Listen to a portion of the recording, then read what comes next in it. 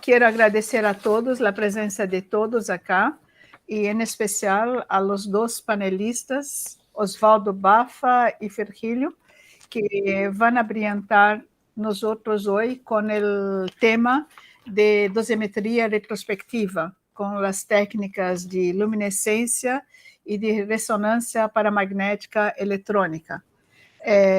Virgilio es licenciado en Ciencias Químicas y doctor en Ciencias Físicas, y está desarrollando en la área de la dosimetría retrospectiva en el CIEMAT, Madrid, España, desde 1994. Los resultados obtenidos en este campo, más de 180 publicaciones, 3 teses dirigidas, más de 120 comunicaciones a congressos, miembro de Eurados, editor associado de Applied Radiation Isotopes, ha formado parte dos objetivos fijados em 37 projetos de investigação. Atualmente, o laboratório, que conta com 3 integrantes, está involucrado no estudo das propriedades de materiais luminescentes de uso cotidiano para seu uso em dosimetria retrospectiva personal e implementando métodos de inteligência artificial para a análise de los dados. Então, Virgilio, muitas graças por seu tempo e disposição de compartilhar com nós tua experiência e expertise no tema. Un placer, desde luego. Gracias.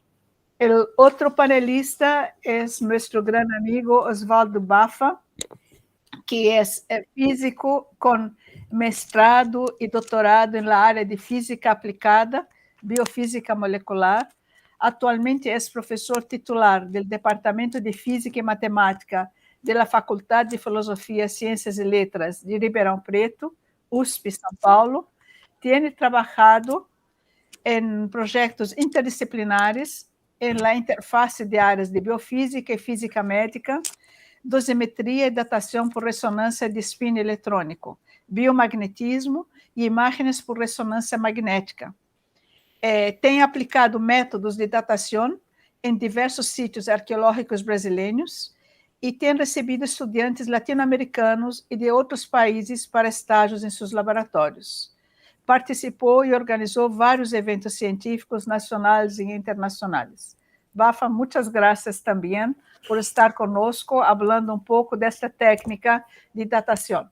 Muchas gracias. Gracias, Helen, por la generosa introducción. Usted sabe más de mí do que tú mismo. No, yo, Google sabe. Okay. Muy bien. Este evento es una actividad de Reprolan. Ustedes todos conocen, Reprolan es la red latinoamericana de protección radiológica ocupacional. Y Reprolan viene trabajando en el objetivo de hacer el intercambio entre los diversos expertos en la parte de protección radiológica y dosimetría de la región de América Latina. En esta dirección, Reprolan hizo varias encuestas para intentar conocer cómo está nuestra área en diversos tópicos de la dosimetría. Tenemos encuesta de dosimetría personal, dosimetría interna, dosimetría computacional y también hicimos de dosimetría retrospectiva. Dosimetría retrospectiva puede ser biológica o física, como la estamos llamando ahora. Siempre se habla de dosimetría retrospectiva cuando se utiliza algún método para la estimación de las dosis en una situación de emergência ou alguma datação onde não tienes um dosímetro, tienes que utilizar outros dispositivos para estimar a dose.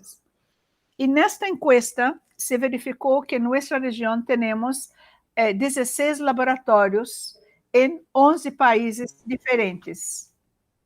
E esses laboratórios com uma ampla e significativa variação em la experiência do personal que trabalha em dosimetria retrospectiva. De forma geral, existe uma grande diferença quanto à infraestrutura dos laboratórios e a capacidade relativa à preparação das amostras. Então, diante de todo isto, entendemos que é muito importante hacer una difusión de las técnicas de dosimetría retrospectiva, como las técnicas de luminescencia y de EPR, y por eso estamos acá hoy, como una parte de várias outras atividades que Reprolan pretende levar adelante e também de organizar uma intercomparação neste tema, porque se verificou que de los laboratórios, só 25% han participado em algum exercício de intercomparação. Então, são temas que vamos trabalhar para o futuro por Reprolan, com o apoio de los expertos que temos acá. Então, com esta apresentação, passo a palavra a Bafa para que pueda hacer su presentación.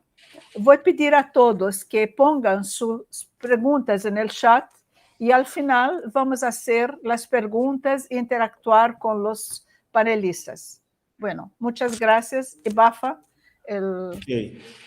Gracias, Helen, por la invitación. Yo voy a intentar de hablar portuñol, entonces pido disculpas a los hispanoparlantes porque algunas veces yo voy a agredir la lengua española, pero es una manera más, creo, más efectiva de intentar de nos comunicarnos.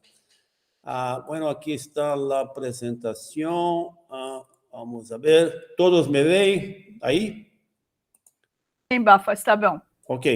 Bueno, yo voy a hablar entonces sobre el uso de la dosimetría de resonancia o la técnica, la espectroscopía de resonancia paramagnética electrónica para hacer dosimetría retrospectiva. Ahí está mi nombre, mi correo, y Helen ya más o menos puso el problema, ¿no? Y ahí tengo una presentación de lo que vamos a tratar hoy. Voy a hablar un poquito del problema, hablar un poquito de los principios de la espectroscopía de resonancia paramagnética electrónica o resonancia de spin electrónico. Virgilio va a hablar sobre las técnicas luminescentes, más que todo tenemos la OSL, pero ello va a hablar más sobre la termoluminescencia. Y yo voy a terminar hablando un poquito de las cosas que hicimos, los ejemplos que tenemos en mi grupo, ¿no? Pero tiene mucho más. Si uno va a la literatura, va a ver que va a encontrar más de 250 artículos solo sobre EPR en dosimetría retrospectiva.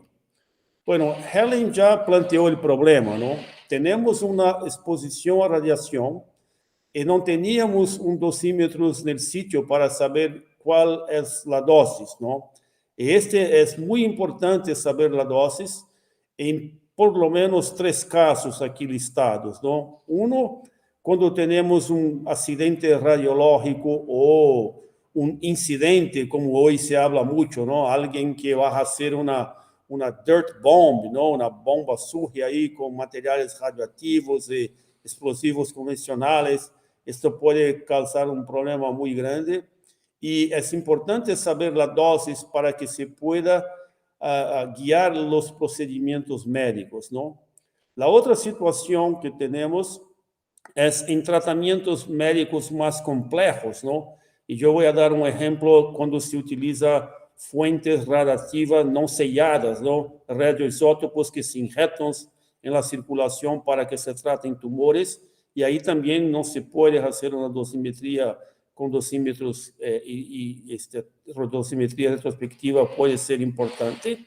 Y al final tenemos también el problema de la datación arqueológica o el fechamiento, ¿no? En arqueología y paleontología. Muy bien, aquí tenemos una tabla, ¿no? Que yo saqué de este manual de Radiation Emergency Assistance de Oak Ridge. Y se muestra, por ejemplo, lo que pasa si tenemos una exposición accidental y los efectos que tenemos sobre la salud, sobre el funcionamiento de los cuerpos de la persona, ¿no? Y se puede ver que si hasta una dosis de un 5 grays, más o menos, ahí se puede hacer intervenciones, ¿no? Entonces, en el caso de una emergencia, es muy importante que uno tenga la habilidad de determinar la dosis que la persona recibió para que pueda suministrar el tratamiento médico adecuado y no sobrecargar el sistema médico. Entonces, hacer una dosimetría retrospectiva es muy importante aquí Y como ya mencionó Helen, se hace, por ejemplo, con métodos biológicos, pero estos tardan mucho para tener el resultado y muchas veces será tarde de más, no se puede hacer más nada. Entonces, tener, por ejemplo, un método físico que pueda determinar rápidamente dosis bajo a 5 grays que la persona pueda ter recibido es muy importante en el caso de una calamidad pública que tenemos una exposición accidental. Entonces, ese escenario para la justificativa, ¿no? del uso de la dosimetría retrospectiva. Pero tenemos que tener en cuenta que en física tenemos lo que llamamos el problema directo y el problema inverso, ¿no? Si nosotros tenemos ahí un conjunto de dosímetros en el laboratorio, y lo irradiamos, y lo medimos, podemos sacar dosis con una precisión muy grande, ¿no? De 1% hasta menos, ¿no? Pero en este caso, como estamos hablando de dosimetría retrospectiva, nosotros estamos partiendo de los efectos para llegar partiendo de los efectos para llegar a las causas, ¿no? Entonces, aquí estamos tratando de problema inverso y no controlamos todo. Entonces, la incertidumbre que vamos a tener puede ser más grande y si no conocemos las causas, por ejemplo, las fuentes, el tipo de radiación, la calidad, etcétera, todo esto va a afectar en la estimación de las dosis. Entonces, tenemos que tener esto en cuenta, ¿no? Que es una situación un poco más difícil que la dosimetría convencional.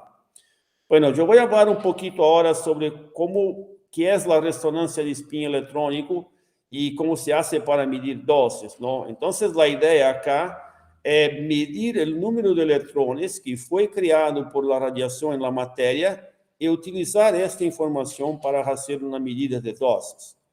Bueno, podemos clasificar la técnica de EPR, así como de la OSL o de la TL, como una técnica de dosimetría que está basada en el trapeamiento de cargas creadas por la radiación, ¿no? Entonces, tiene aquí este cartel que me gusta, que fue hecho por el profesor Ike hace muchos años. Y aquí tenemos la materia del estado natural, ¿no? Normalmente los spins, los electrones, se organizan de tal forma que los spins están emparejados, ¿no? Un para arriba, otro para abajo, están ahí muy felices y se llega a radiación ahora ionizante de tipo alfa, beta o gamma, va a separar la pareja, ¿no?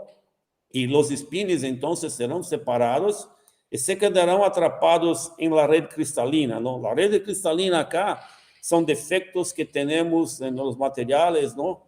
Todos tenemos defectos, también los materiales, ¿no? Y ahí se atrapa la carga, ¿no? Y bueno, lo que se hace entonces es medir la cantidad de carga que fue atrapada por esos defectos que tenemos en la red cristalina con la EPR. Y la TL o la OSL ahora suministra energía para que esta carga sea liberada y se recombine. Entonces ahí la pareja se queda muy contente y luz es emitida. Entonces las técnicas luminescentes son más que todas basadas en la medida de la luz que es emitida durante la recombinación y la técnica de EPR mide las cargas que están atrapadas, ¿no?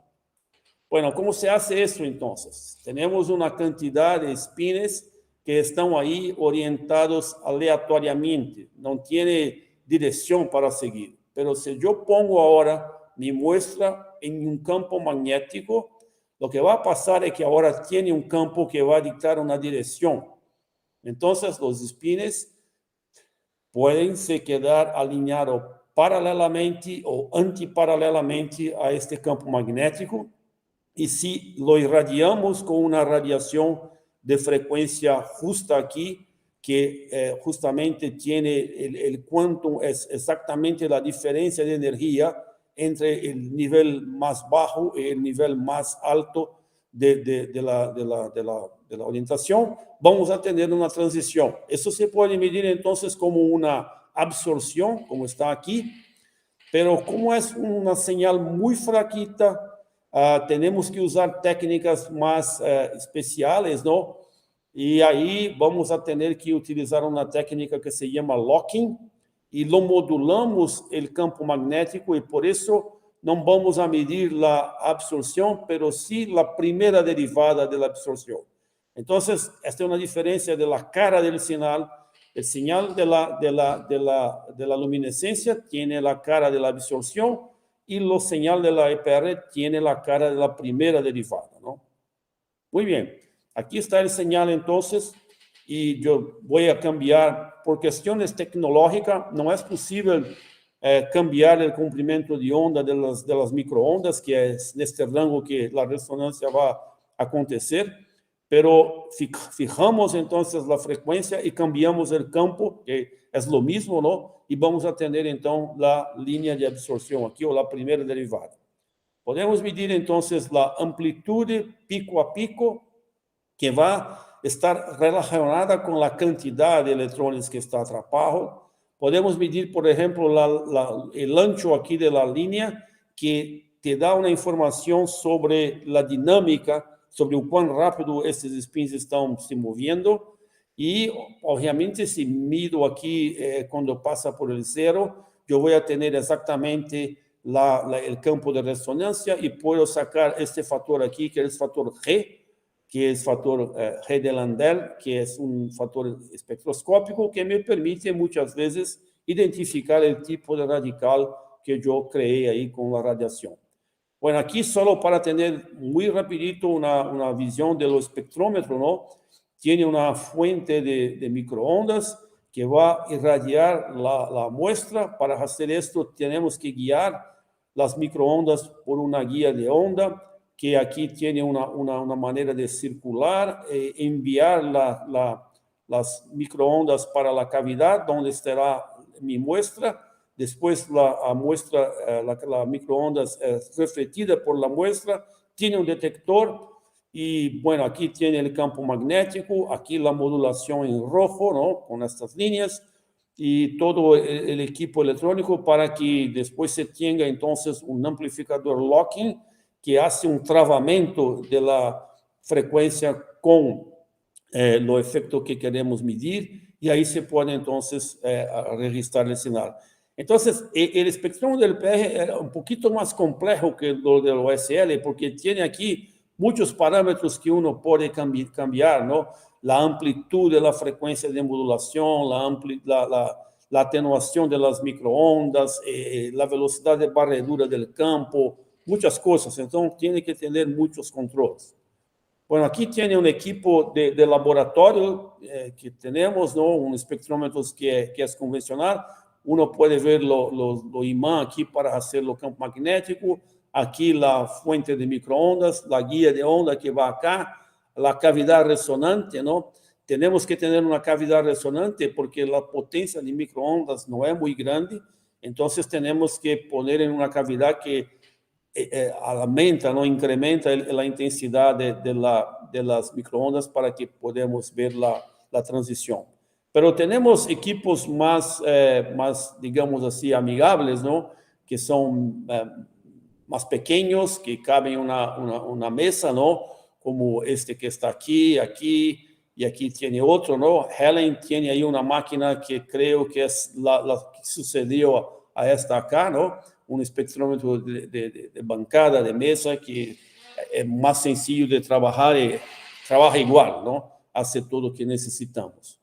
Bueno, ¿cuáles son entonces los materiales que podemos utilizar, ¿no? En EPR, más que todo, estamos interesados en materiales que son aislantes, ¿no? Y de origen biológica. Entonces, por ejemplo, podemos usar el esmalte del dente, un pedazo del hueso, ¿no? Moléculas orgánicas como azúcar o otros materiales, ¿no? Plásticos. Todo esto se puede utilizar, y la idea de, por ejemplo, de utilizar un pedazo de hueso o de esmalte es que uno puede hacer una dosimetría de un dosímetro que todos nosotros tenemos, ¿no? Y como dijo antes, es una técnica no destructiva. Bueno, aquí tiene entonces un ejemplo, ¿no? Si yo pego ahí un pedazo de hueso y lo irradio, yo voy a tener este tipo de señal. Esto ya fue bastante estudiado y sabemos que es un radical CO2 menos que está ahí, que tiene factores G, paralelo y perpendicular, que son muy bien conocidos. Entonces, cuando yo veo esto, ya sé que estoy ahí en un tipo de radical de este tipo, ¿no? Y bueno, aquí un ejemplo de un trabajo que hicimos de dosimetría retrospectiva. Cuando las personas tienen cáncer del hueso, ¿no? Tiene una terapia que se llama radioterapia con fuentes no selladas, donde se inyecta en la circulación tanto el samario 153 como lo estroncio, y ahí estos radionuclidos sustituyen el calcio en el hueso y pueden hacer una terapia paliativa del cáncer del hueso, ¿no? Y tiene un problema serio ahí, porque uno tiene que inyectar una cantidad en la circulación y esta cantidad de actividad va a ser capturada por el hueso. Pero es muy difícil saber exactamente cuánto llega al final, ¿no? A lo queremos, al órgano algo ahí que queremos atingir, ¿no? Entonces, hicimos un estudio con animales, ¿no? Esto acá fue con conejos, y se inyectó una cierta cantidad de este radioisótopo en los conejos y después los sacrificamos y medimos ahí la señal que está aquí sin ninguna dosis aditiva y después fuimos adicionando dosis para ver cómo incrementaba la señal. Usted puede ver lo que la señal va creciendo y ahí se puede hacer entonces estas curvas que es muy común en dosimetría accidental, que es hacer una curva de dosis aditiva, donde yo pego la muestra sin ninguna dosis, hago la medida y después añado dosis ahí para ver si cuando extrapolo a la dosis cero, yo voy a encontrar entonces la dosis que tenía hasta llegar a este punto, ¿no? Esto fue hecho entonces para lo samario, que es un emisor beta y gamma, y aquí también para lo estroncio, que es solo un emisor beta. Y ahí se puede determinar entonces que aquí teníamos 3 animales y aquí solo uno, y la dosis que uno recibió, ¿no? Efectivamente, cuando comparada con el cobalto, y teníamos entonces dosis que varían. Este es un estudio que yo pienso que es interesante. Teníamos la idea de seguir con sujetos humanos, ¿no? Porque después de un tiempo, desafortunadamente, es una terapia paliativa, ¿no? Si se pudiera colectar muestras post-mortem para hacer un estudio retrospectivo, yo creo que eso sería muy interesante para saber efectivamente cuál sería la actividad que uno debe inyectar en la circulación para que se lograse un tratamiento más efectivo, porque o se irradia más do que se puede o muchas veces menos do que se puede. Bueno, otro ejemplo sería, por ejemplo, de víctimas, ¿no? que fueron expuestas a radiación. Y aquí tiene un trabajo que empezó hace mucho tiempo, ¿no? El profesor Sergio Mascarenhas, aquí de Brasil, que desafortunadamente falleció ahí hace 2 años, en 73 propuso de hacer una dosimetría con la EPR, ¿no? de huesos de víctimas de la bomba de Hiroshima, ¿no? Ellos fue a Hiroshima, pegó ahí algunas muestras y hizo un trabajo preliminar, pero en aquella época no teníamos la técnica así desarrollada para hacer estudios más cuantitativos. Teníamos solo una medida cualitativa, ¿no?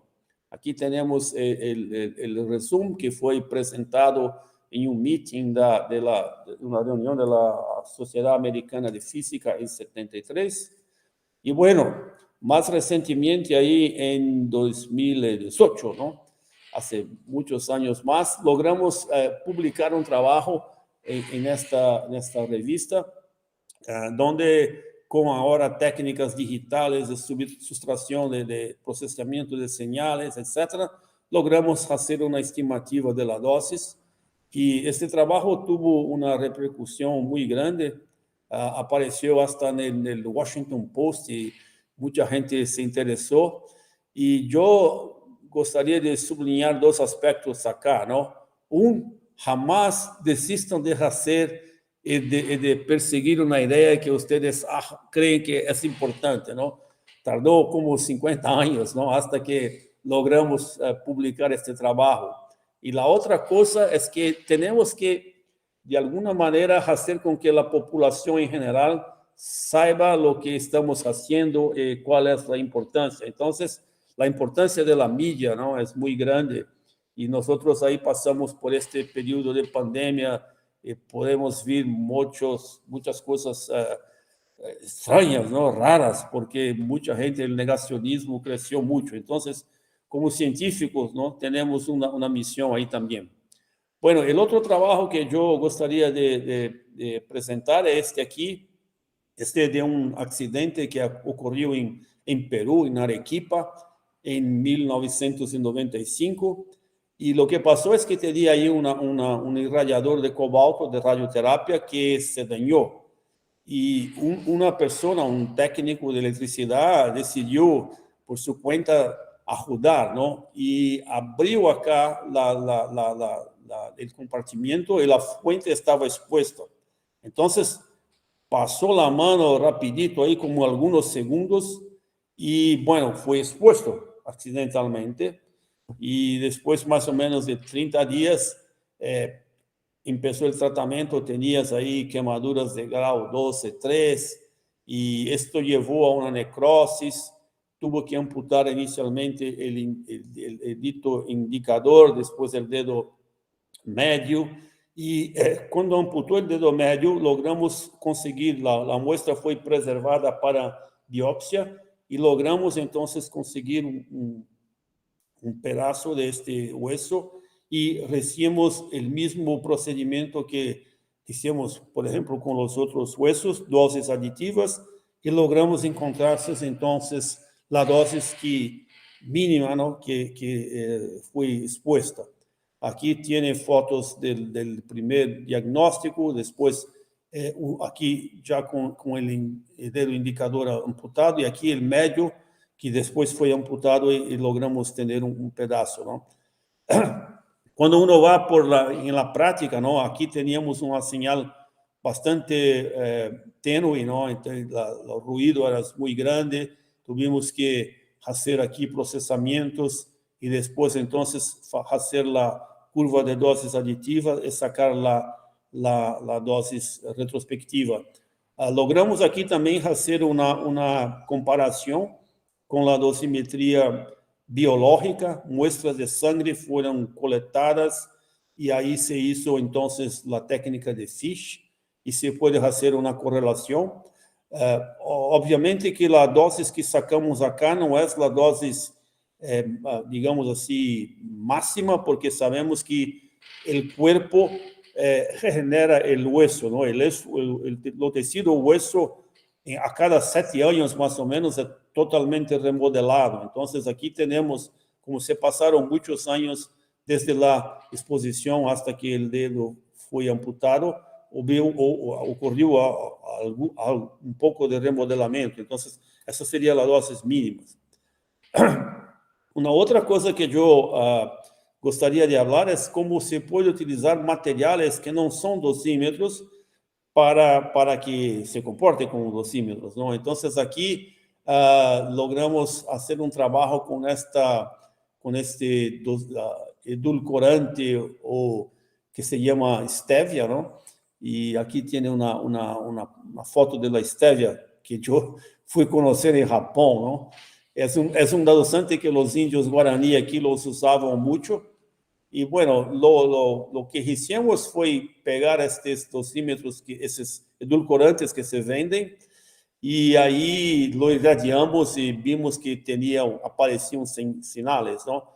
Y los señales entonces fueron estudiados con diferentes dosis y diferentes marcas de los productos, y al fin entonces hicimos espectroscopía con diferentes frecuencias para mejorar la resolución espectral, y se puede mirar acá que tiene una curva que uno de los radicales responde muy bien, ¿no? Este R1, y el R2 no tan bien así, con la potencia, y se puede entonces hacer estudios con la dosis, aquí sí, ¿no?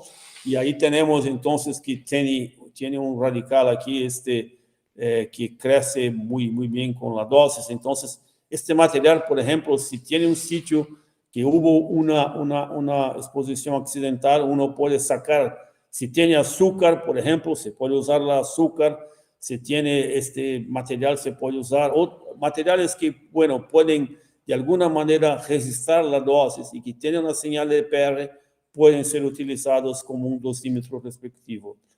Bueno, y para terminar, la otra cosa que se puede hacer es datación o fechamiento, ¿no? Y lo que se hace ahí, entonces, es más que todo una dosimetría retrospectiva a lo largo de muchos millares de años, ¿no?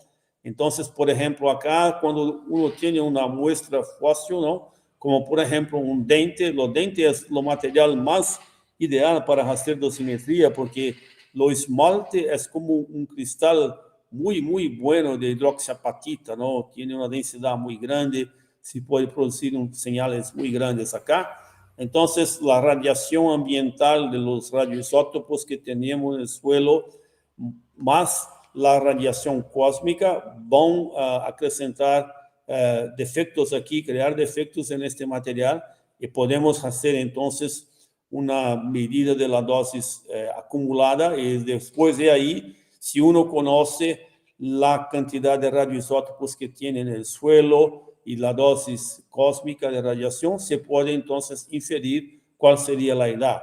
Lo mismo se puede hacer también con cristales de cuarzo y de feldespato que tiene aquí, pero eso se hace con más que todo con técnicas luminescentes como aquellas que Virgilio va a mostrar. Hicimos esto también con muchos sitios arqueológicos aquí en Brasil. Este es uno de los trabajos que hicimos ahí con el sitio que tenemos en el Piauí, ¿no?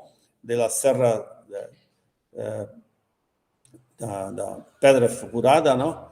Y bueno, por aquí entonces yo termino y quería agradecer la atención y algunas fotos ahí del campus cuando estamos en la primavera, y agradecer a Helen por la invitación y a ustedes por estar ahí escuchando mi charla. Muchas gracias y paso ahora a Helen, ¿no? Muchas gracias, Bafa. Muy interesante y muy claro. E com certeza, muito proveitoso. Pido a todos que tenham algum questionamento, pergunta, que vão escrevendo no chat para que, ao final, possamos apresentar a Bafa e a Virgílio. Agora vou passar a Virgílio para que hable de outro tipo de técnica, que são as técnicas luminescentes para esse tipo de dosimetria. Virgílio, por favor. Sí, voy a ver si no meto la pata a la hora de compartir la pantalla. Bueno, ya intentaste 2 veces.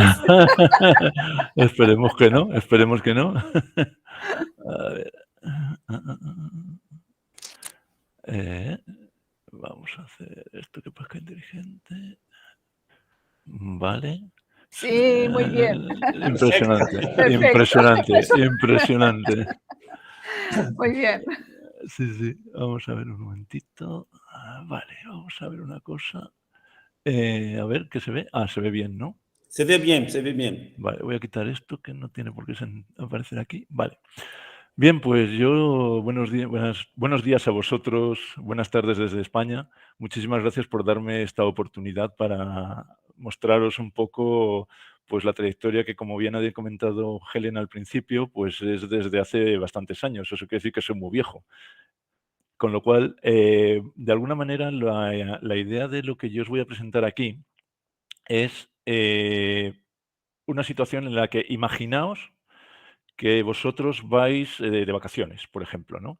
Y tenéis la desgracia, que espero que no, que haya o bien una bomba sucia, que una bomba sucia es ni más ni menos que un explosivo convencional al cual se le ha añadido una fuente radiactiva, o que hay un problema en una central nuclear, como por ejemplo en la foto de la derecha, esta que muestro aquí, que es la explosión que tuvo lugar en uno de los reactores de la central nuclear de Chernóbil.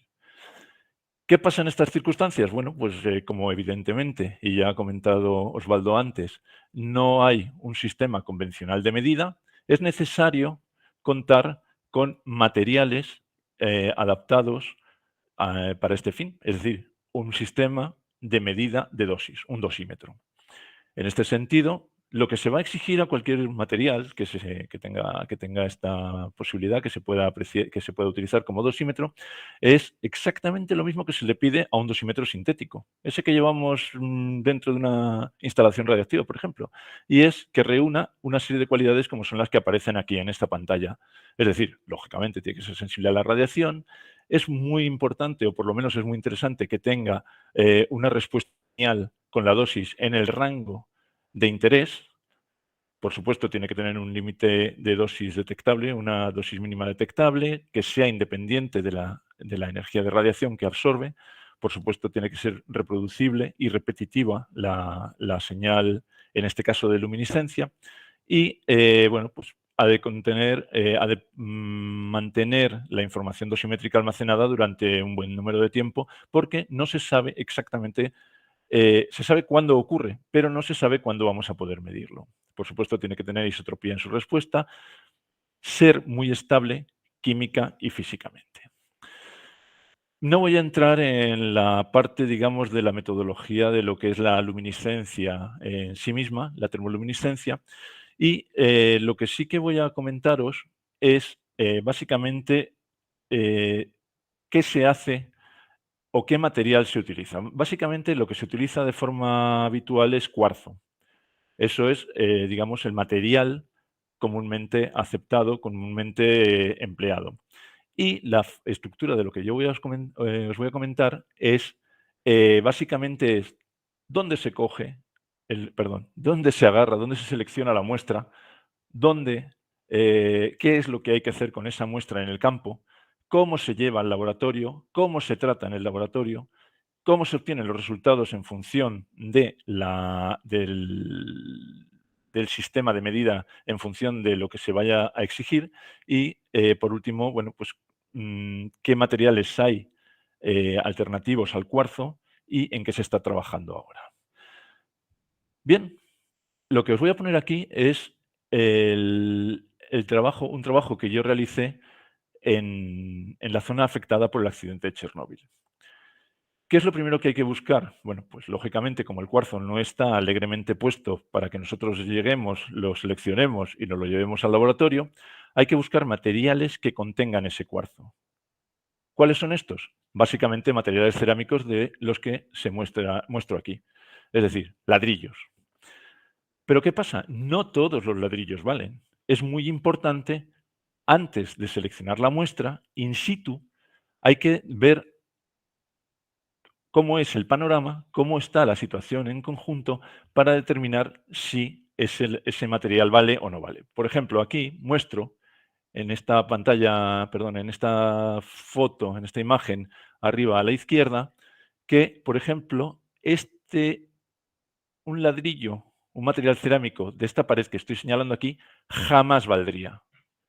No valdría por la sencilla razón de que, como se puede apreciar, no es una construcción homogénea. Fijaos que la parte de arriba tiene una estructura, la parte de abajo tiene otra estructura, pero estos ladrillos que aparecen en esta zona intermedia da la sensación que están puestos en distinta época de estos otros ladrillos. Es decir, que al no estar homogéneo, al no ser homogénea el muro en este caso, se desestimaría absolutamente una muestra procedente de esta pared. Fijaos que en esta otra pared, en la foto intermedia, sí que vemos que se está empezando a trabajar. ¿Por qué? Porque hay una homogeneidad de cada uno de los ladrillos que hay en la pared. Sin embargo, fijaos que en esta pared, en lo que se está trabajando, es en un ladrillo que no es ni de este color ni de este otro color. que son los que pongo o los que señalo en la fotografía de arriba a la derecha. Fijaos que estos ladrillos son de un rojo muy oscuro. ¿Esto qué nos va a querer decir? Pues básicamente que a la hora de la cocción del ladrillo se han pasado de cocción. Es decir, son ladrillos que tienen una cierta vitrificación. ¿Qué se traduce esto? Una amorfización del posible cuarzo, porque ha llegado a una temperatura muy superior de la que tendría que llegar, y en consecuencia ese ladrillo vitrificado tampoco nos valdría como un material, o por lo menos una muestra, para determinar la dosis total absorbida, que es ni más ni menos que el objetivo que tenemos. Es por ello que un ladrillo de estas características, pues sí que nos valdría. También es cierto que, fijaos, aquí han habido algún tipo de reparación donde hay una cantidad de hormigón probablemente mucho mayor que el resto, con lo cual indica que este ladrillo que muestro aquí tampoco valdría para su utilización en el caso de la dosimetría retrospectiva. Hay otros muchos más factores, por ejemplo, y esto solamente se puede ver in situ, es decir, cuando uno va a muestrear, y es el hecho de que, por ejemplo, en la parte superior del muro haya un nido. ¿Qué ocurre si hay un nido? Habitualmente los pájaros, lógicamente, echan los excrementos fuera del nido. Estos excrementos habitualmente tienen un contenido de potasio 40 muy alto y, en consecuencia, la dosis que nosotros podríamos estimar sería mucho mayor de la que realmente habría, falseando, por tanto, los valores de dosimetría accidental o que nosotros vamos a intentar estimar. Es por ello que es muy, muy importante y esencial esta parte, la parte del muestreo, que a diferencia de lo que ocurre en datación, tenemos la gran suerte de que tenemos muestras infinitas. ¿Por qué? Porque edificaciones van a haber muchísimas y que han sido todas ellas afectadas de una manera o de otra por el accidente radiológico. No cabe duda que otro de los aspectos más importantes, y es lo que muestro en las imágenes inferiores, son comprobar si el terreno cercano a la muestra que nosotros vamos a seleccionar ha sido o no alterado. Imaginaos, por ejemplo, que es un terreno que está muy cerca de la muestra que a nosotros nos interesa, pero que es un terreno que se ha utilizado para cultivar, no sé, cualquier tipo de tubérculo, por ejemplo, una patata. ¿Qué va a ocurrir? Que la tierra va a estar roturada. Si va a estar roturada, si va a estar movida, lo que va a ocurrir es que va a aumentar enormemente una dispersión de los radioisótopos potencialmente contaminantes dentro de ese terreno. Es por ello que es muy importante que el terreno no esté alterado. ¿Cómo sabemos que no está alterado? Bueno, pues básicamente utilizando este tipo de espectrómetro gamma de campo, donde, bueno, pues es un trabajo bastante laborioso, no voy a detallarlo aquí en esta exposición, pero este espectrómetro gamma de campo nos va a indicar o nos va a servir para, mediante una serie de agujeros que se hacen en el terreno, comprobar cómo de estable es este terreno. Para comprobar la tasa de dosis y comprobar si está o no este material, perdón, el ladrillo en este caso, es óptimo o no, vamos a utilizar un Geiger manual que es bastante común.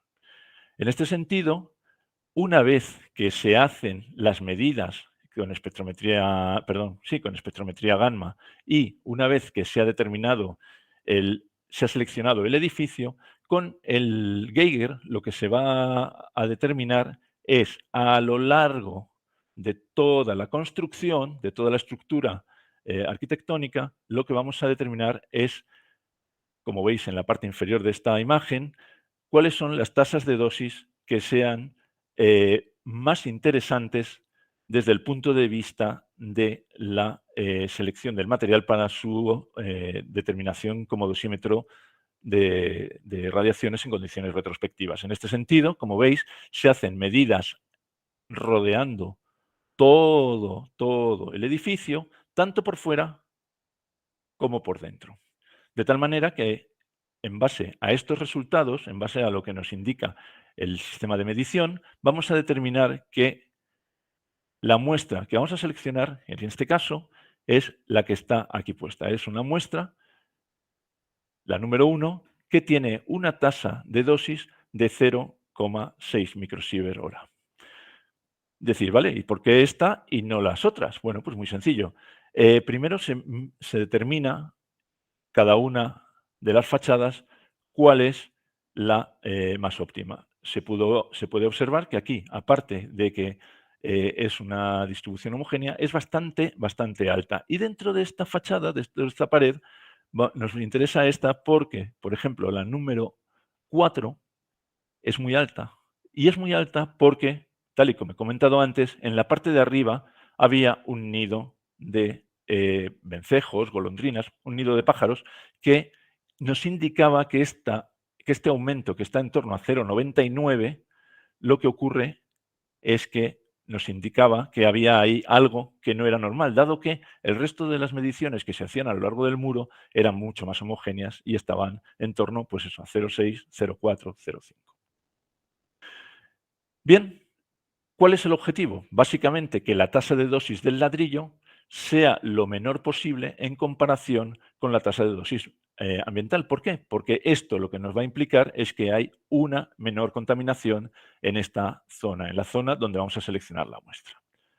Bien, ya hemos elegido la muestra y ahora procedemos a sacarla.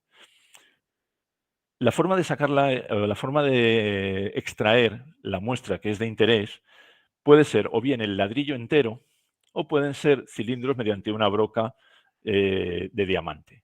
Un sacabocado se llama en España, no sé cómo se llamará en otros sitios. El caso es que mediante un taladro, como veis, pues no es una tecnología de precisión, es una tecnología bastante normalita, se extrae el ladrillo, tanto en forma de cilindros o en forma de la pieza entera, y ya envuelto en una bolsa negra para evitar que le siga dando la luz blanca, se lleva al laboratorio. Y en el laboratorio, tanto el cilindro como la pieza del ladrillo se le va a someter a un doble tratamiento. Por una parte, un tratamiento mecánico, donde lo que primero que se va a hacer van a ser trocear con un perfil de profundidad cada una de las muestras que se llevan al laboratorio.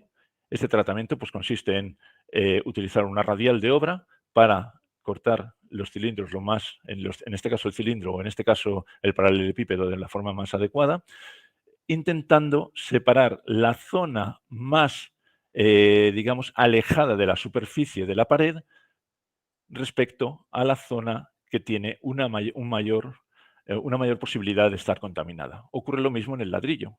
Esta sería la parte, digamos, más externa y esta la más interna. Es muy importante, aquí lo he conseguido un poquito mejor que aquí no lo he conseguido excesivamente bien, es muy importante quitar la primera parte para evitar que esta zona se mezcle con lo que realmente nos interesa, dado que esta zona ha sido expuesta a radiación, a luz blanca. La luz blanca nos va a blanquear la señal y en consecuencia van a alterarnos la emisión luminiscente y en consecuencia lo que va a ocurrir va a ser que no vamos a poder calcular la dosis total absorbida de una forma por lo menos adecuada. Bien, se trocea la muestra. Esta muestra va a ser la que nos va a servir como referencia porque va a ser la más alejada de la contaminación y de hecho no va a estar contaminada. Y esta nos va a servir para determinar cuál es la dosis accidental realmente. Bueno, el tratamiento mecánico consiste en cortarlo, molerlo, nos lo llevamos a un tamaño de grano entre 50 y 90 micras. Posteriormente hacemos un tratamiento químico que es primero exponer la muestra a ácido clorhídrico 1 molar con el único y exclusivo fin de eliminar todos los carbonatos que puedan estar presentes en el ladrillo y, por otra parte, hacer un tratamiento con ácido fluorhídrico al 48% durante 45 minutos con el objetivo de eliminar todos los aluminosilicatos, bien sean feldespatos, bien sean arcillas, bien sean feldespatoides, todo lo que no sea cuarzo, con 45 minutos con exposición o con tratamiento de fluorídrico al 48%, 45 minutos, va a quedar eliminado. De tal manera que al final, tras otro y un nuevo tamizado para seleccionar exactamente 50-90 micras, que se utiliza este tamaño de grano única y exclusivamente porque nos va a dar una menor dispersión de los resultados. Al final, lo que vamos a obtener son granos de cuarzo que se han separado tanto del cilindro como del ladrillo. Bien, pero esto, la naturaleza hace lo que hace y hay que entenderla. La naturaleza nunca se equivoca. Y como nunca se equivoca, aunque nosotros creamos que esto es realmente cuarzo, vemos con horror y con no mucha frecuencia, pero sí con algunas muestras, hemos podido ver que mientras que esto sería en la imagen que pongo a la izquierda, en la parte A sería difracción de rayos X. Es un espectro de difracción de rayos X. Vemos que este sería la composición del ladrillo desde el punto de vista mineralógico, que tiene arcillas, tiene yeso, tiene cuarzo y tiene feldespatos. Después del tratamiento químico, si el tratamiento químico se hace no muy bien, lo que ocurre es que siempre va a quedar algo de feldespato. Vamos a suponer que lo hacemos perfectamente. Al final lo que ocurre es que, según la difracción de rayos X, vamos a tener cuarzo puro. ¿Pero cuál es el gran problema de la difracción de rayos X? Bueno, pues que el umbral de detección es en torno al 3%. La luminiscencia, cuantitativamente hablando, no nos va a permitir saber cuál es la cantidad de no cuarzo que hay en un grano que normalmente suele ser mixto. Pero cualitativamente sí nos va a poder permitir ver si hay o no una contaminación de cuarzo. Es decir, algo que no sea cuarzo. Y tal y como vemos aquí, este sería el pico de 110 grados típico de cuarzo, cuando realmente el tratamiento mecánico y químico ha sido efectivo y ha sido bueno, pero si veis aquí, en ocasiones aparece un pico en torno a 130, 150, 140 grados centígrados. Esta es una curva de termoluminiscencia, donde este máximo que aparece aquí a alta temperatura, hasta 180 grados, en torno a 150 grados, este máximo nos indica que el cuarzo está contaminado con feldespato. ¿Qué vamos a hacer? Bueno, pues la opción que hay es, como no vamos a repetir todo el proceso porque es largo, es tedioso y es muy aburrido, lo que vamos a hacer es utilizar un sistema de deconvolución por el cual vamos a aislar el pico de 180 grados y este pico, que se puede hacer con cualquier programa, da igual que sea un programa de convolución específico para determinar parámetros cinéticos o un Origin o un Glow Fit, lo que nos va a permitir es determinar la región de interés para su utilización a la hora de realizar dosimetría retrospectiva. Esto tiene una pega, y es que todo esto que he dicho, el tratamiento mecánico, el tratamiento químico y todo el proceso de medida ha de hacerse en un ambiente de luz roja, porque la componente amarilla de los tubos fluorescentes o de las bombillas lo que van a hacer va a ser blanquearnos la señal y automáticamente no vamos a poder estimar la dosis de forma adecuada. Es por ello que aquí la pesada de la muestra, que normalmente se suele poner en cubiletes o en planchetas de 5 miligramos, ha de hacerse en esta balanza en luz roja. Todo el proceso de inserción o de introducción de lo que serían los portamuestras dentro del equipo de termoluminiscencia, en luz roja, y el tratamiento químico, es decir, el tratamiento con clorhídrico y con fluorhídrico, en una campana que ha sido habilitada o que está habilitada para que única y exclusivamente dé luz roja, sin ningún tipo de componente amarilla. Bien, la dosis accidental, como se va a calcular, va a ser de una forma muy sencilla. ¿Qué va a ser la dosis accidental? Bueno, pues va a ser la dosis total que yo voy a obtener o que voy a calcular debida, la dosis accidental va a ser debida a la dosis natural del propio material, que sería la dosis de la edad que tiene el cuarzo, en este caso el cuarzo o el ladrillo, y la resta de la dosis total absorbida por el material menos la dosis natural nos va a indicar cuál es la dosis accidental. ¿Cómo se va a calcular esto? Pues muy parecido, de una forma muy similar a como se hace en el caso de la datación. Es decir, vamos a tener en cuenta única y exclusivamente la tasa de dosis beta, la tasa de dosis gamma, la radiación cósmica, algo que también ha comentado antes Osvaldo, y por supuesto la edad desde la cual el material se ha puesto a cero. Que esto es razonablemente sencillo de realizar. ¿Por qué no está la tasa de dosis alfa? Bueno, pues muy sencillo. Las alfa tienen un recorrido muy bajo y con el tratamiento con el tratamiento por fluorídico que se le da a la muestra, automáticamente se quita la capa más externa del grano de cuarzo y, en consecuencia, no nos va a influir para nada esa componente alfa en el cálculo de la dosis accidental. Es por ello que la dosis accidental, la dosis de TL y la dosis de la edad se van a calcular con esta ecuación, y la dosis TL, la dosis total absorbida, se va a estimar empleando picos característicos del cuarzo. ¿Cuáles son los picos característicos? Pues básicamente el pico de 110 grados centígrados, el pico de 210 grados centígrados y los picos de alta temperatura que, como veremos, se utiliza más en datación que en dosimetría retrospectiva. ¿Por qué el pico de 110 grados? Bueno, pues básicamente porque los estudios que se han realizado han podido demostrar que tienen 2000 años de vida, con lo cual, para un evento razonablemente cercano, por ejemplo, la explosión de Chernóbil o la explosión en el accidente radiológico de Fukushima, lo que nos va a permitir es, con bastante exactitud y precisión, determinar cuál es la dosis total accidental absorbida.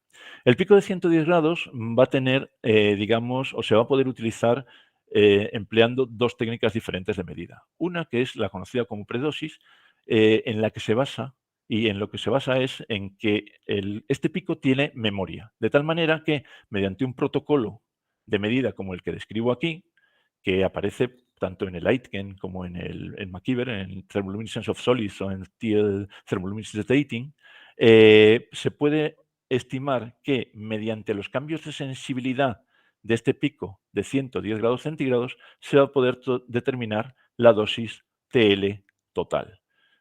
No es excesivamente complicado desde un punto de vista técnico. Lo único que ocurre es que es muy, muy tedioso. Hay que tener en cuenta que hay que activar el cuarzo térmicamente, se lleva a una temperatura próxima al cambio de fase. El cambio de fase de alfa a beta cuarzo son 570 grados, 575 grados centígrados, entonces se lleva a esta temperatura para activar térmicamente el material, de tal manera que los cambios de sensibilidad que se producen en el material empleando una dosis de referencia muy baja, estoy hablando de dosis del orden del miligray, de los 10 miligray, vamos a poder determinar cuál es la dosis total absorbida. También utilizando el pico de 110 grados centígrados y empleando esta secuencia de medida, vamos a poder determinar mediante la técnica de la dosis aditiva cómo va produciéndose, algo parecido a lo que comentó antes Osvaldo, la dosis total, la dosis aditiva, nos va a indicar mediante distintos grupos de alícuotas que se van a colocar en el portamuestras y al cual se le va a dar dosis sucesivamente mayores, lo que va a ocurrir va a ser que vamos a poder hacer una recta de calibración de la dosis total absorbida, la dosis TL que viene, digamos, del campo, más la dosis que nosotros le damos. ¿Cómo lo calculamos? Bien, pues lo único que hay que hacer es prolongar esta línea hasta el punto de corte con el eje de las cisas, con el eje de las X, y entonces el punto que nos da, que teóricamente sería una dosis negativa, lo que nos va a indicar es la dosis total absorbida. Y a partir, como he comentado antes de las ecuaciones que he mostrado, a partir de esas ecuaciones se va a poder determinar cuál es la dosis total absorbida. Esta, como digo, es la secuencia de medida. Mucho más sencillo es la utilización de la regeneración. La regeneración se basa en la obtención de la información dosimétrica del pico de 210 grados centígrados, tiene una vida de 1000 años, con lo cual, mediante este esquema, va a poder hacerse se va a poder determinar cuál es la dosis total absorbida simple y llanamente por interpolación. ¿Cómo se hace? Bien, pues primero obtengo el calentamiento, hago un precalentamiento de la muestra para aislar el pico de 210 grados centígrados, procedo a hacer una lectura hasta 280 grados, hasta esta zona de aquí, y me fijo en cuál es el área. Medido en las mismas circunstancias y con la misma alícuota, asumiendo que es que no se ha alterado para nada, doy dosis sucesivamente mayores hasta obtener una recta de calibración con esa alícuota. ¿Qué va a ocurrir? Pues simple y llanamente que por interpolación voy a obtener la dosis total absorbida. Es un sistema bastante sencillo donde hay veces que, como se puede apreciar en la parte inferior izquierda de la pantalla, hay veces que este pico, el pico de 210 grados centígrados, se puede ver influenciado por el pico que aparece a 180 grados centígrados. Pero, al igual que he comentado antes, se puede solucionar fácilmente mediante un programa de deconvolución. Con OSL, habitualmente, se hace un protocolo de medida muy similar a este. Es decir, si hay un precalentamiento y a partir de ese precalentamiento de 140 grados, lo que se hace es iluminar lo que queda con distintos tiempos y para distintas dosis. De tal manera que, al igual que he comentado antes, se hace una recta de calibración y simplemente por interpolación se determina la dosis total absorbida. Se hace dependiendo del material, o bien con luminiscencia ópticamente estimulada en el verde, en el azul, en el ultravioleta o en el infrarrojo. De ahí que muchas veces hayáis visto o habíais trabajado con Blue Stimulated Luminescence, Infrared Stimulated Luminescence, Ultraviolet, bla, bla. El pico el cuarzo, además, tiene otros dos picos que se utilizan mucho en datación. Son picos que tienen una vida media del orden de la Tierra, es decir, aproximadamente 10 elevado a 9 años, y para ello lo que se utiliza, y está muy bien descrito en el Thermoluminescence Dating de Aitken en el año 85, estos picos, a través de un test del plató, nos va a permitir establecer una relación de intensidades de la muestra natural, del cuarzo natural, con respecto a un cuarzo natural al cual se le ha añadido una dosis beta. Mediante un test del plató se puede determinar cuál es esa relación y, tal y como se aprecia en la parte inferior de la diapositiva que tengo aquí, pues la dosis total va a ser 0,88 veces la dosis beta conocida. ¿Por qué hago referencia a esto? Bueno, esto es muy interesante por lo siguiente. Se está trabajando en materiales que no son cuarzo. Y se está trabajando en estos materiales porque nos permiten hacer dosimetría personal retrospectiva. Es decir, por ejemplo, dosimetría con joyas o con piedras preciosas que se pueden utilizar, como puede ser en este caso una amazonita o una plagioclasa o una adularia, como piedras preciosas. ¿Qué les pasa a estos materiales? Básicamente que tienen una distribución continua de trampas, es decir, que no hay un pico bien definido, como en el caso del cuarzo, que aparezca a 210 grados centígrados, sino que hay una serie una estructura termoluminiscente donde para hacer dosimetría retrospectiva con este tipo de materiales es necesario hacer lo mismo que aquí, un test del plató. De tal manera que, tal y como se puede apreciar aquí, hay que seleccionar una zona de la curva, comprobar que es un plató y a partir de aquí, exactamente con el mismo concepto anterior, determinar cuál es la dosis total absorbida. Ojo, este tipo de materiales es muy complicado. A día de hoy se están haciendo avances, pero no es el tipo de material que se está utilizando. Lo mismo que estos otros que también se están empezando a comprobar para saber si son o no potencialmente válidos en dosimetría retrospectiva. ¿Por qué aquí este cuarzo y no el del ladrillo? Bueno, pues porque este cuarzo normalmente suele ser un cuarzo metamórfico, muy puro, de un origen fantástico, y no es toda esa porquería que tiene el ladrillo, que está mezclado, que puede ser un cuarzo sedimentario o que puede ser un cuarzo de muchos orígenes y que con frecuencia no es tan cristalino. Por supuesto, la forma de tratamiento de los datos nuevos, o hacia por lo menos lo que se está apuntando ahora mismo, es intentar analizar curvas de termoluminiscencia de estos materiales naturales para su aplicación en dosimetría retrospectiva, empleando algoritmos de inteligencia artificial como, bueno, realmente esto lo pongo porque ha sido el último trabajo que hemos obtenido, que nos han publicado, y está relacionado con dosimetría retrospectiva de alimentos irradiados. Es un sistema mucho más simple que tener una dosis total absorbida en caso de un accidente radiológico, porque en el caso de la dosimetría retrospectiva de alimentos irradiados, lo único que se requiere es saber si está o no está irradiada la muestra. Y yo no sé si me he pasado mucho de tiempo, si os he aburrido mucho y, bueno, hasta aquí he llegado. Muchas gracias, Virgilio. ¿Ha sido Es muy que aburrido? no, no, de forma alguna. El tema es muy interesante y muy complejo. Eso también es una cosa importante, porque muchas veces se piensa que es solo hacer una medición de termoluminescencia, pero no. La parte de preparación de las muestras es fundamental. Bueno, está abierto para preguntas. Como no tenemos escrito en el chat, pueden levantar la mano y abrir el micrófono y hacer la pregunta. Bueno, para empezar, para que todos se animen, gostaria que comentassem um pouco de las limitações e incertidumbres em los processos. Por exemplo, hasta que idade se pode fazer medições com luminescência ou com EPR e que incertidumbres importantes se têm em los processos. Bueno, yo no hablé nada sobre lo preparo de las muestras, ¿no? Pero también tenemos que tener muchos cuidados ahí. Por ejemplo, para las muestras arqueológicas, tenemos que hacer limpiar muy bien, sacar todo que no es dente, por ejemplo. Después hacer un tratamiento con ácido para eliminar la contribución de radiación alfa, que tiende a crear centros paramagnéticos muy vecinos y que no son buenos para la datación.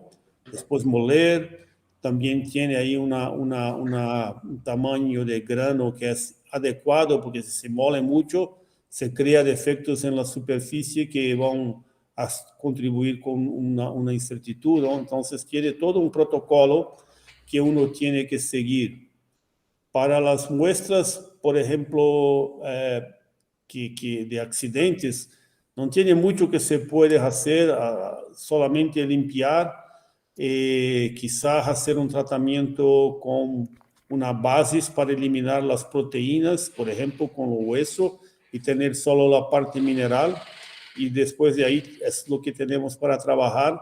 Y utilizamos, como Virgilio mencionó, también la deconvolución espectral para sacar la componente dosimétrica de la no dosimétrica. Y en relación a las incertidumbres, yo pienso que por la EPR, digamos que tenemos entre 5 y 10% de incertidumbre sin mucho esfuerzo, ¿no? Pero si se tiene un espectrómetro que es totalmente dedicado, con condiciones mucho más controladas, se puede bajar o incrementar la incertidumbre, ¿no? Bajar la incerteza, ¿no? Entonces, es más o menos, esa sería mi opinión sobre esta parte, ¿no? No sé si aclaró. Sí. Y Virgilio, en la parte de luminescencia, ¿es lo mismo también? No. En la parte, a ver, el límite de dosis es lo que nos va a marcar la incertidumbre.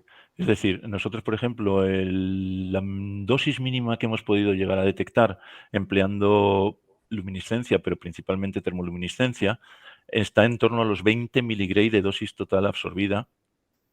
Y, sí, de dosis total absorbida, y a partir de ahí, ya por métodos indirectos, se podía determinar la dosis anual y, en consecuencia, determinar la dosis accidental. Entonces, en esos casos, la incertidumbre asociada a la medida estaría en torno al 15-20%.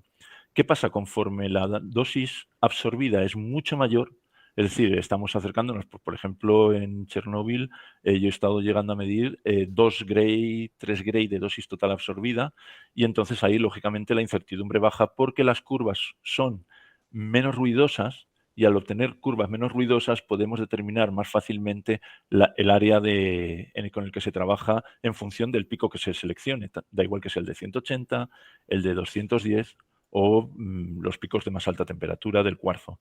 Es por ello que digamos que la incertidumbre va a depender de la dosis total absorbida por el material, por una parte, y por otra parte, el límite mínimo de detección que nosotros hemos llegado a calcular es del orden de los 20 miligray. Muy Yo bien. quería solo comentar que en la EPR para los esmalte dental, las dosis mínimas que se han detectado es como 200 miligramas. Entonces, la EPR no es una técnica con tanta sensibilidad como las técnicas luminescentes, ¿no? Las dosis que detectamos son más grandes, ¿no? 10 veces más típicamente. Isso é muito interessante, por isso técnicas diferentes, porque dependendo da situação, uma complementa a outra. Y la EPR satura a dosis muy grandes, entonces tiene una Exato. complementariedad ahí, ¿no? Exato. Há uma pergunta de Nélio que pediria a Virgílio para falar pouco como o uso de inteligência artificial lo estás proponiendo nesta dosimetria retrospectiva. Sí, vamos a ver. El desarrollo de esta técnica, que es muy novedosa, de hecho hemos empezado a finales del año pasado a trabajar en ella, tiene una pega y una ventaja. La ventaja es que es muy precisa y exacta. Y hasta ahora lo que hemos visto es que diferenciar entre muestras irradiadas y muestras no irradiadas se hace al 100%. Independientemente de lo que se le meta al material, aunque se le metan trampas, es decir, se le meten muestras o curvas que no, de alguna manera, no pertenecen al grupo de muestras problema, y automáticamente el sistema es capaz de detectarlo, lo cual a mí casi me parece magia, potagia. O sea, es una cosa tremenda. Esa es la ventaja. El inconveniente que tiene es que se requieren muchísimos datos. Por ejemplo, para hacer el artículo que he mostrado antes, hemos partido de cerca de 150 curvas. Es decir, ¿qué pasa? Que en principio sería trabajar a destajo o obtener muchísimos resultados y a partir de ahí empezar a cuantificar los procesos que tienen lugar dentro del material, es decir, vincular los procesos físico-químicos que tienen dentro del material con la dosis total absorbida. Es decir, dicho esto, tenemos planificado para los próximos 4 años un trabajo vinculado a este tema porque ni más ni menos nos han asignado un becario que va a trabajar pues a full time en este tema. No sé si he contestado exactamente a lo que él quería, a lo que Neilo quería. Nélio, puedes abrir tu micrófono para hablar, porque está pedindo pouco mais de explicação. Olá, eu sei que um minuto. Eu sei que o Virgílio entende português. Pero puedes hablar espanhol ou portuñol. Portuñol. Virgílio, a minha questão é se futuramente, com um banco de dados, a ideia é ter um banco de dados como temos na difração de raio-x, por exemplo. No estoy seguro. XRD? Like XRD?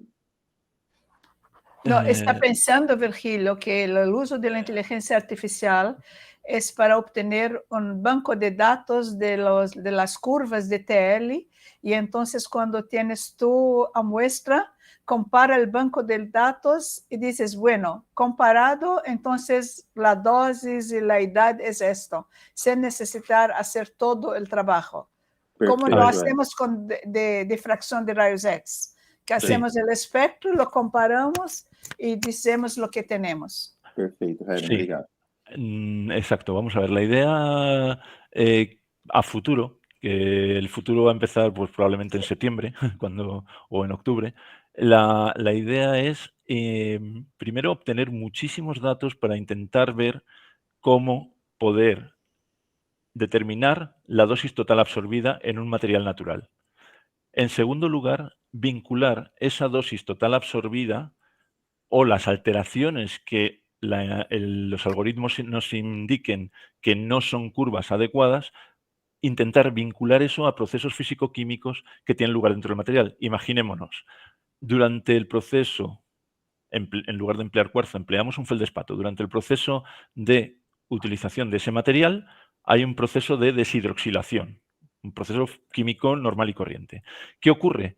Que probablemente a la hora de estimar la dosis empleando la metodología adecuada, esa dosis que está vinculada a esa deshidroxilación no va a ser la adecuada, no va a ser la real. Consecuencia, la utilización de algoritmos que nos indiquen que esa curva no está bien encajada para obtener una dosis previamente conocida, lógicamente, esa dosis conocida, vamos a vincularla, a ver si podemos vincularla a procesos de deshidroxilación de ese material. Es decir, primero, sí necesitamos una barbaridad de datos. En segundo lugar, tenemos que catalogar esos datos, los que se comportan, entre comillas, bien, de los que no se comportan bien. Ya sé que es un concepto místico esto de bien, pero bueno, la idea es esa. Y los que no se comportan bien, ¿por qué no se comportan bien? ¿Sí? Sí, Yo entonces, gostaria de añadir algo, porque por favor. en EPR muchas veces intentamos de hacer una curva de calibración mestra, digamos así, ¿no? Que teníamos ahí y se podía sacar la dosis. Por ejemplo, cuando hacemos datación, tenemos que hacer una irradiación posterior de la muestra y tiene una regla que, por ejemplo, si tú estimas que la muestra que tienes tiene ahí una dosis acumulada de 20 grays, debes irradiar por lo menos hasta 10 veces este valor para construir una curva de dosis aditivas que tenga una buena precisión estadística. Entonces nosotros tenemos ahí, por ejemplo, una muestra que lo comparamos, bueno, más o menos estimamos cuál sería el rango de irradiación posterior. Pero cuando hacemos la curva, la real curva, ahí vamos a tener la dosis acumulada, nunca es aquella que estimamos, ¿no? Nessa primera interacción. ¿Por qué? Porque las muestras cambian. Por ejemplo, si tiene ahí un accidente radiológico, y todos nosotros aquí en estas salas somos expuestos, yo voy ahí con mi espectrómetro, yo no mencioné, pero existen espectrómetros de EPR que uno puede solo colocar el dente ahí vecino a la cavidad y se hace la medida, no necesita quitar la muestra.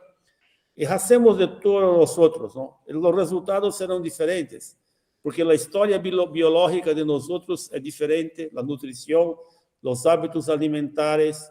Entonces, yo pienso que como estamos tratando de medir intensidades y no forma de espectro, esas cosas, ¿no? La intensidad es lo importante, porque ahí tiene la información de la dosis.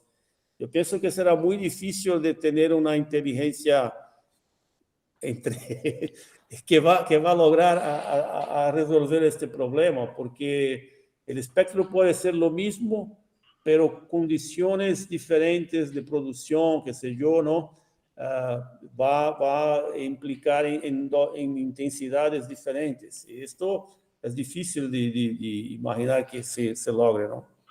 A ver, hay una cosa y es el hecho de que habitualmente, por lo menos en el sistema de medida que nosotros tenemos, es que calibramos la muestra consigo misma. Es decir, cada alícuota se calibra consigo misma. ¿Por qué? Por la sencilla razón de que aunque yo tenga un bulk, tenga un... Sí, bueno, un bulk, es que no me sale la palabra en español, y extraiga alícuotas, 4 alícuotas diferentes, estadísticamente hablando, todas tienen los mismos efectos cristalinos, pero la realidad es que la alícuota 1 puede tener 5, la alícuota 2, 4, y así sucesivamente. De tal manera que lo que hacemos es que irradiamos y cada alícuota se calibra consigo misma. No hacemos un calibrado salvo que haya que utilizar una dosis aditiva, pero no es lo óptimo. Es por ello por lo que antes, cuando yo he comentado lo del pico de 210 grados centígrados, que era mucho más sencilla la sistemática o por lo menos la metodología para estimar la dosis total absorbida, y además es un proceso en el cual nosotros lo que vamos a hacer es dosis sucesivamente mayores y vamos a interpolar el valor. Eso se hace con cada una de las alícuotas y vamos a obtener a lo mejor pendientes diferentes, pero la dosis total absorbida va a ser idéntica de una alícuota a otra. Es por ello que se puede medir con muchísimas muestras que van a luego meterse dentro del sistema, que eso ya lo hace fundamentalmente, digamos, el maestro artista de esto es José Francisco Benavente. Entonces, lo que va a ocurrir es que los algoritmos desarrollados por él, utilizando todos estos criterios, van a permitirnos determinar si los defectos cristalinos, que pueden a lo mejor dar una pendiente u otra de una forma diferente, nos van a permitir asociarlo a procesos físico-químicos internos dentro de cada una de las alícuotas y, obteniendo muchísimos datos, podríamos determinar y asociarlo a ello. Ojalá que la tesis salga bien. Muy bien, mucho trabajo por adelante. Una pregunta que es más un comentario que pediría a ustedes.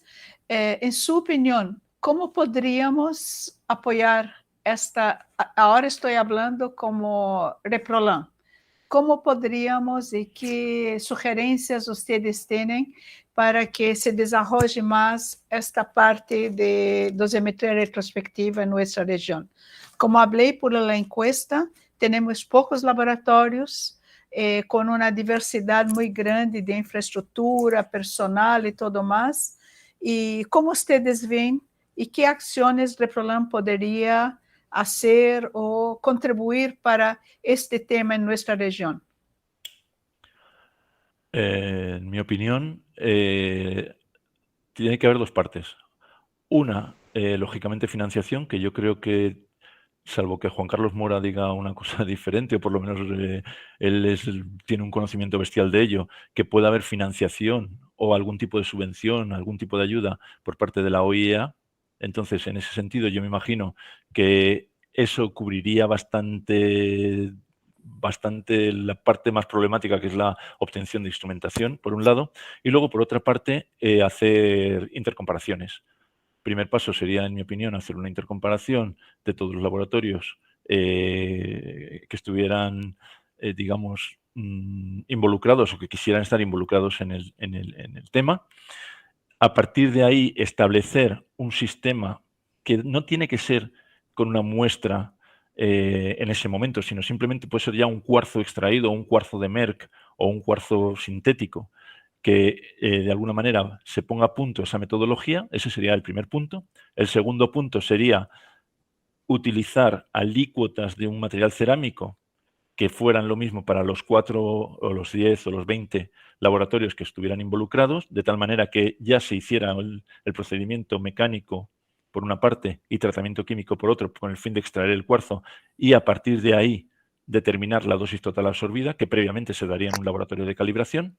Y luego, en tercer lugar, en mi opinión, dado que Latinoamérica es fantástico para obtener materiales en el campo, intentar buscar materiales o que algún laboratorio se dedicara a buscar un material, que ese material se distribuyera a lo largo de otros laboratorios para ya con una muestra más real hacer la puesta a punto y que el laboratorio estuviera ya funcionando sin ningún problema. Y luego a rezar para que no haya una catástrofe nuclear, claro. Bueno, es solo un comentario. El organismo no dispone de recursos para los proyectos regionales, no implementan compra de equipos. Eso un país puede proponer en su proyecto nacional si lo desea. Entonces, los trabajos que podemos hacer es más en la dirección de formación de personal o intercomparaciones, como lo estamos pensando. Belén, Sim, Bafa, por favor. yo gostaria de añadir que hace 2 años, o 2 años creo, hicimos el primer Congreso Latinoamericano de Dosimetría de Estado Sólido, ¿no? 2 Exato. años, ¿no?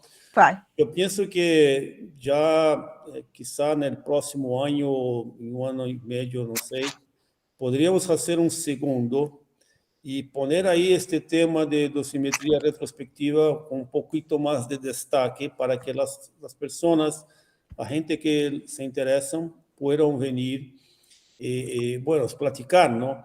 Yo pienso que tenemos un número de laboratorios que sería suficiente si estos laboratorios, como dijo Virgilio, están bien establecidos, tienen una buena concordancia, armonizados, digamos así, en términos de obtener los resultados que se esperan en términos de precisión, etcétera, ¿no?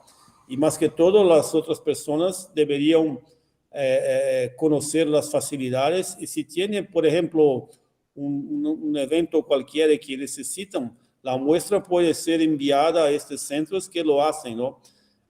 Por ejemplo, yo entré en esta historia ahí de dosimetría en accidentes, como en el caso de Perú, porque tenía ahí un amigo de París, ¿no? Del ISRN, ellos reciben muestras de América Latina ahí para hacer, y nos recomendaron, bueno, habla con ahí la región, ¿no? Entonces, la logística permite que la muestra sea enviada en un día, en el día siguiente estará en su laboratorio y pueden empezar a hacer cosas, ¿no? Yo pienso que esto no es 2 días quizá, ¿no? Y ahí se puede marchar y hacer las cosas. Entonces, me parece que esta actividad que tú mencionaste más que todo de conocimiento mutuo, ¿no? De los detalles y todo eso es importante, porque una persona, por ejemplo, Virgilio habló mucho del muestreo, ¿no? Entonces, yo podía hablar más y un evento como este podríamos hacer esto, ¿no? Explicar, bueno, si yo necesito una muestra, tiene que ser recogida de esta manera, porque si no, no sirve, ¿no? Llega, yo voy a trabajar, voy a tener un resultado y no va a servir. Entonces, estas cosas son importantes para que podamos cooperar. Perfeito, estou totalmente de acordo e me parece que caminhar para uma primeira intercomparação mais fácil com quartzo já lhe permite uma harmonização dos laboratórios que já temos e aos poucos organizar uma rede de dosimetria. Teodoro, quer perguntar algo, por favor? Hola, Helen, buenos días. Buenos días. Buenas tardes, Virgilio. Hola. Osvaldo, buenos días y buenos días a todos. Es excelente la reunión. Yo creo que me iría por la pregunta o por la intervención de Virgilio, que decía que si el organismo podría apoyarnos o la PRAN podría sugerir alguna, pero para movilidad de estudiantes, porque, por ejemplo, Virgilio tiene un laboratorio muy grande y muchos de nosotros tenemos estudiantes que podrían ir a su laboratorio o al laboratorio de Osvaldo, por supuesto, pero muchas veces el estudiante tiene limitaciones para la movilidad. No sé si podríamos buscar algún tipo de apoyo en ese aspecto. No sé, Osvaldo, ¿quieres hablar o Virgilio? En el organismo, cuando se pone en el proyecto regional, se pone trabajos que envolvan toda la región. Por eso lo ponemos cursos, workshops, así por delante. Se puede añadir en un próximo proyecto regional, por ejemplo, un curso o un workshop presencial, con la parte práctica y teórica. Pero fellowship son los países en sus proyectos con el organismo que deben proponer esto. Además, hay acá en Brasil muchos programas de posgrado que tienen apoyo de organizaciones nacionales para la participación de estudiantes. Por ejemplo, hay muchos peruanos viniendo acá haciendo el posgrado o en São Paulo, o acá en Recife, o con BAFA. Entonces, lo que es necesario es mirar oportunidades con diferentes tipos de organismos, pero sí hay alguna cosa. No sé si Osvaldo quiere añadir. Yo pienso que Teodoro estaba se refiriendo más que todo a instancias de corta duración. No sé si pero es que... ese de corta duración se puede pedir al organismo, pero a través de proyectos nacionales. Entonces, hubo una época que en Brasil es la sede del CLAF, del Centro Latinoamericano de Física, y hubo una época que ellos tenían un presupuesto para apoyar intercambios de corta duración, pero después, cuando como el CNPq creció y ahora tiene una plataforma totalmente digital, entonces las cosas todas ahora pienso que son hechas a través del CNPq. Pero lo que se puede intentar es, como dijo Ellen, para cada caso tener se hace un contacto con las partes y se ve lo que se puede hacer, porque a este momento yo no me recuerdo de ningún programa por ejemplo, en Brasil tiene este programa PRINT, que es más que todo para que traigamos pesquisadores, investigadores del exterior, también podamos enviar los estudiantes a lo exterior, pero profesores también, pero no tiene ahí ninguna, es un programa de la CAPES, ¿no? de la Agencia Federal de Apoyo a la enseñanza superior, y ahí no tiene ningún programa para instancias de corta duración, pero eso creo que es importante, porque algunas veces, por ejemplo, el estudiante no quiere irse para un doctorado o un mestrado, una maestría, solamente para hacer parte de la tesis y aprender una técnica y regresar a su país de origen y ahí terminar su tesis, ¿no? Entonces, esto creo que tiene que, digamos, ser ahí mano a mano, como se dice, ¿no? Exato. Isso que queria aclarar. Creio que muita gente que estamos acá, nem todos conhecem todos os mecanismos do organismo. Eu mesma não lo conhecia. Pero hay dos tipos grandes de proyectos, el proyecto nacional y el proyecto regional.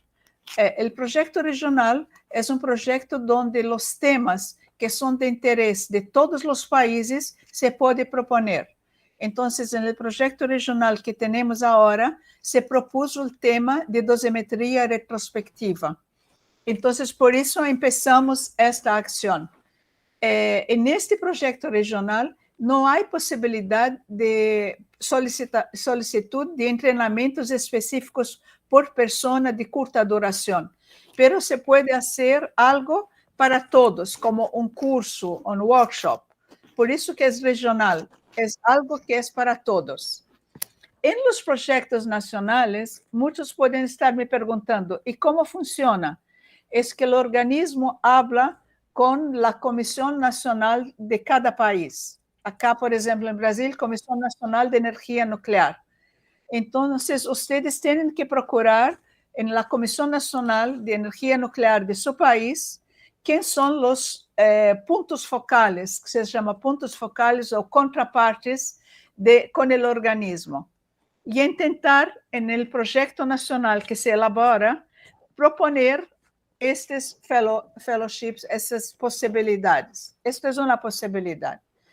Además, se conseguirmos, e estamos trabalhando para isso, fortificar Reprolan, no futuro, se queremos, podemos por Reprolan fazer alguns apoios deste tipo, pero no momento não é possível. Mas também interações pontuais. Por exemplo, sua instituição com a instituição de Virgílio, ou sua instituição com a de Bafa, ou com outros, se pode fazer alguns intercâmbios específicos que às vezes surgem oportunidades. Lo que puedo fazer é estar em alerta que quando conhecemos algo, lo ponemos e divulgamos. Para isso, invito quem não é membro de Reprolan que participe, porque assim vai receber os informes, o boletim e tudo mais. E para ser membro não paga nada, então não há a preocupação de que tenho que pagar nada. É uma rede que quer harmonizar a região. É o que podemos fazer no momento. Bueno, ¿más alguien quiere preguntar algo, hacer algún comentario? Hay muchos elogios acá. para los dos panelistas por la clareza y facilidad de comprensión. ¿Algo más? Bien, creo que si no tenemos más nada, tenemos 1h30 ya de muy bueno. Agradezco de corazón a los dos, fue muy creio que todos salen acá com muitas ideias na cabeça e vamos tentar trabalhar para o próximo ano fazer, quizá, uma intercomparação e começar a organizar um intercâmbio entre as pessoas. Helen, eu vi Pedro aí. Pedro é especialista em quartzo, então ele pode preparar a muestra de quartzo ideal para que todos façam as medidas. Exato. Pedro Guzzo, nosso Estamos grupo. acá. Oi. Quando precisares, pode contar conosco. Ok, muito bem, muito bem. Ótimo. Um abraço a todos. Obrigado. Muitas graças a todos. Um grande abraço. Que vaya Bye, bem. bye. Bom fim de semana a gracias. todos. Ok, Bueno, chao. Buen día, adiós. Chao.